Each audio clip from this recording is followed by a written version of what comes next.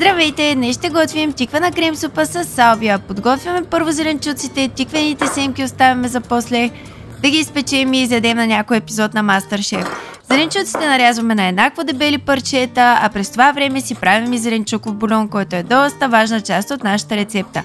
Ето го и него вече в готов вариант, сега ще го видите. Продължаваме с задушаването на зеленчуците в малко зехтин, в тенчерата, в която ще варим супата.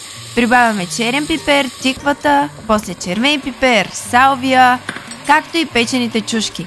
Добавяме бульона и оставяме зеленчуците. Щом заври, намаляме степента, след това пасираме и сервираме.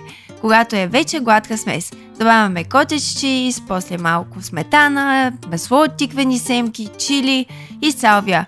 Благодаря ви, че гледахте. Цялата рецепта долу в описанието и до скоро!